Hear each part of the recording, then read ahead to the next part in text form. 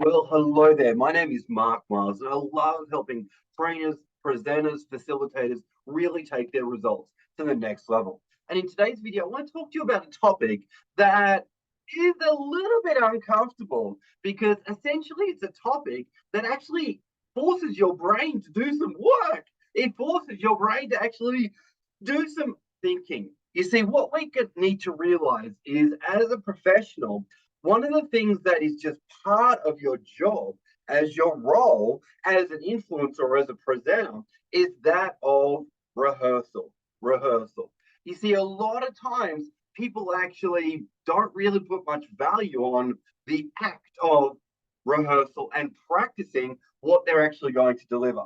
But as we all know, confidence doesn't actually happen without the effort. And we know that the more you actually practice doing something, the more confidence you actually develop. And a lot of times people say, oh, I can't public speak or I can't deliver a presentation because I don't have the confidence. Yet, confidence comes from rehearsal, confidence comes from practice. And if you're not willing to do the rehearsal and practice, then don't expect to have the confidence because you won't. And that relates to online delivery. It relates to face-to-face delivery. It can relate to a keynote presentation that you're going to do. But ultimately, if you don't have the confidence, it really just comes back to, well, have you done enough practice? Now, how you do the practice, though, is also critically important. So let's keep going with unpacking the concept of rehearsal, though, and some reasons why people don't do it. It's hard work. It makes you think.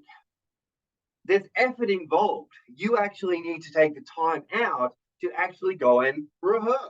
And when you're rehearsing, you have to think as well. And thinking, oh, that's hard work. Nobody likes to think, right? So what we need to realize is we need to get comfortable with the fact that if we're going to present and present professionally, we need to be willing to do the rehearsal. So it is the hours that we put in that make the magic happen on the day. But to that point, the main event should be a non-event. The main event should be a non-event. Now that may seem a little bit strange, but what I mean by that is because you've done so much rehearsal, when you actually do it live in the flesh, it should seem like, yep, just another practice example. And what we need to realize is that amateurs practice till they get it right. Professionals practice till they cannot get it wrong. And what we need to appreciate is the greatest professional presenters out there, they're only great on stage because of the hours they put in. Now, if you think of Steve Jobs, if you think of Oprah Winfrey, if you think of anyone that's amazing on stage, often there's been hours and hours and hours of preparation have gone in to delivering that one presentation. With Steve Jobs, we've often heard, numbers like 60 hours or 100 hours of rehearsal for one keynote presentation. So that might put it into perspective in regards to what professionals actually do. Recently, I delivered a keynote presentation. It went for about a day, 3/4 of a day, if not 4 hours. And a portion of that was a hardcore keynote presentation. And for that, I put in a minimum of 20 hours of preparation. Another presentation I've done in the past, it was a 2 hour presentation, and I put in 60 hours of presentation over a number of months. No joke, what I did. So let's look at how we can actually rehearse though. So ultimately, rehearsal, a couple of things to keep in mind. My tip, you don't want to script it to every single full stop, comma, and all of that. Instead, what I suggest people do, if they are scripting out a keynote presentation, do segments, and within that segment, have your dot points. So have your main headings, and then have little dot points that you're going to cover in those topic headings.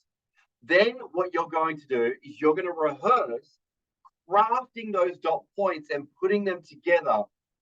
And as you are crafting it or speaking it aloud, what I suggest that you do is if words come out of your mouth in a way that you really like, Record those phrases, record those words that come out. You're like, oh, that's a good one. Oh, that's a good way to say it. Oh, yeah, that I like that.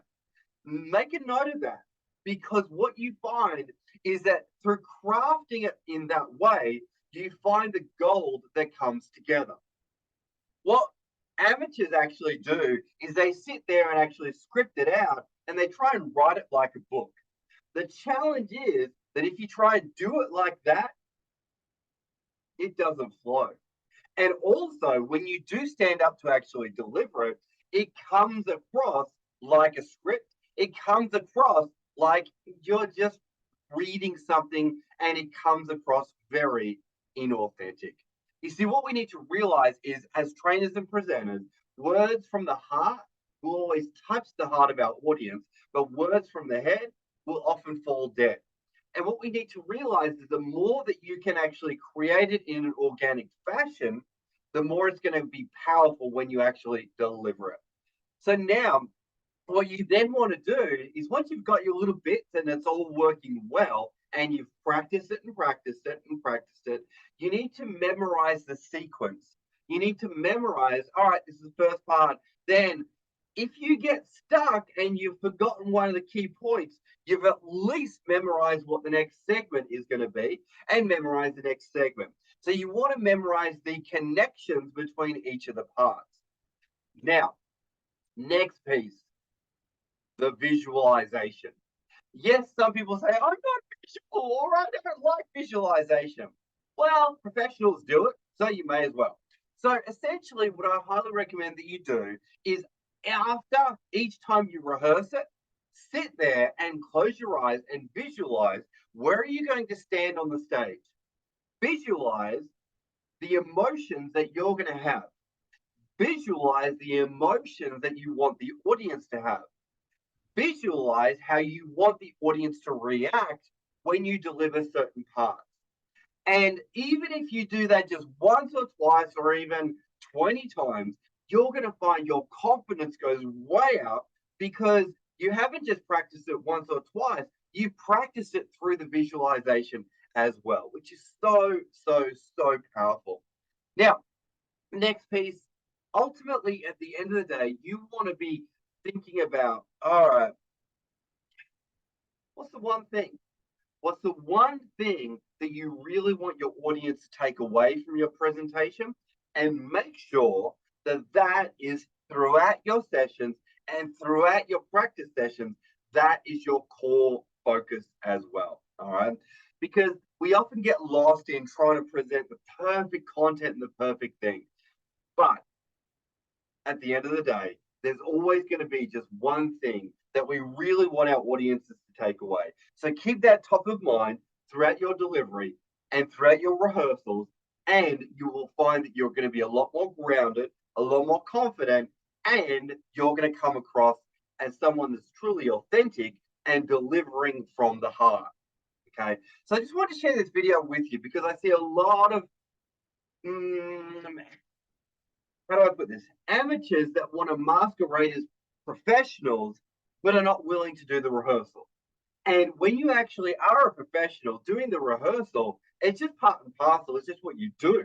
Okay. So I just want to really encourage people, if you really want to step up to the game of professional speaking, make sure that rehearsal is part of who you are and what you do. And the professionals out there, they put in the work, they put in the hours, and it's not magic that suddenly happens on the day. The magic happens because of the hours of preparation that have been put in.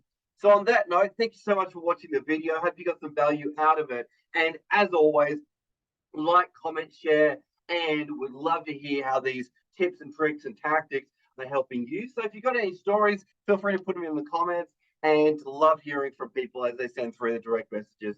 And thank you so much, everyone, for watching the videos and supporting this channel. Bye for now.